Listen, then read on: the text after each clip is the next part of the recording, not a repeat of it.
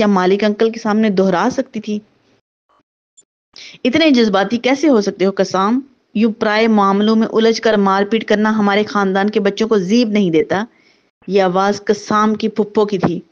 اس نے حواس باختہ سی ہو کے رانا بھابی کو دیکھا۔ وہ اب آگے کیسے بڑھتی؟ میں بھی اسے یہی سمجھا رہا تھا کہ اسے خیال کرنا چاہیے تھا۔ اس نے 2 دن بعد کورٹ کمپٹیشن کے لیے انگلینڈ جانا ہے۔ اب اس زخمی حالت میں جائے گا تو ہم یہاں پریشان ہوتے رہیں گے۔ یہ آواز جبار انکل کی تھی۔ وہ کوریڈور کے سرے پر سن ہوئی۔ اب وہاں اور لوگ بھی بول رہے تھے۔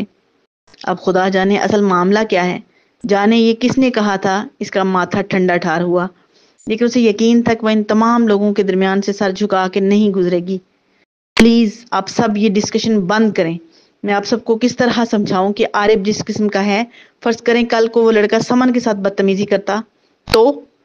قسام کی اس بات پر وہاں ایک لمحے کو خاموشی چھا گئی، بالکل ویسی ہی جیسی کوریڈور میں تھی۔ تم ورثا کو سمن کے ساتھ کیسے ملا سکتے ہو؟ سمن کی اور حیثیت ہے، وہ تمہاری کزن ہے، تمہارا خونی رشتہ ہے، جبکہ ورثا، وہ اس آواز کو پہچانتی تھی۔ یہ زرشبی کی چھوٹی بہن تھی۔ وہ اپنے ساتھ کھڑی رانا کو بھی پہچانتی تھی۔ وہ اس کے باپ کی چچی تھی، جسے دادی کی دیکھا دیکھی یہاں سب رانا بھابی کہتے تھے۔ بس وہ خود کو نہیں پہچان پا رہی تھی۔ ورثا کون تھی؟ وہ یہاں کیوں رہتی تھی؟ آپ سب جو بھی کہیں، مگر میرے لیے سمن اور ورثا ایک جیسی حیثیت کی حامل ہیں۔ اس بردبار اور دل آشنا آواز نے ایک کچی، خستہ، بدحال دیوار پر جیسے اپنا قیمتی اور باوقار ہاتھ رکھا تھا۔ وہ کچی دیوار بلند بخت ہوئی، کوریڈور کی خاموشی سانس لینے کی قابل ہوئی۔ اب وہ اندر جا سکتی تھی۔ قسام کے سارے فرسٹ اور سیکنڈ کزنز اسی اسکول میں پڑھتے تھے، تبھی اس وقت وہ سارا خاندان یہاں جمع تھا۔ وہ دونوں اس ادھ کھلے دروازے پر ہلکی سی دستک کے بعد وہاں آئیں تو وہاں موجود ہر چہرے نے انہیں دیکھا۔ ورثا کی نگاہ اس چھوٹے سے مجمع میں جگہ بناتی اس چہرے پر ٹھہری۔ وہ وہاں موجود تھا تو اسے یقین تھا وہ ان تمام لوگوں کے درمیان سے سر جھکا کے نہیں گزرے گی۔ اسی لمحے قسام نے بھی اسے دیکھا۔ مالی بابا نے ہمیں کشتیاں بنا کر دی ہیں، لیکن وہ سب بچے مجھے کھیلنے نہیں دے رہے۔ ڈھیلی پونیوں کے ساتھ منہ بسورتی 10 سال کی ورثا شکایت لگانے کے بعد اب اس سے پوچھ رہی تھی، بڑے جھرنے کے پاس جو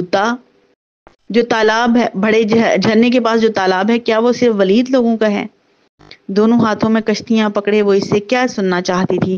قسام نے فٹ بال نیچے پھینکتے ہوئے گردن موڑی اور تالاب میں کشتیاں چلاتے ان کزنز کو دیکھا جو یہاں عید کے دوسرے دن لنچ پر مدعو تھے۔ وہ تالاب کی طرف بڑھا تو وہ اس کے پیچھے چلنے لگی۔ اس تالاب کا آدھا حصہ ہمارا ہے تو ورثا یہاں کشتیاں چلا سکتی ہے۔ اس نے اپنے خونی رشتوں کو حکم دیا تھا یا انہیں بتایا تھا۔ وہ ہمیشہ اس کا بھرم رکھتا تھا۔ ان دونوں نے ایک دوسرے سے یک و یک نگاہ چرائی۔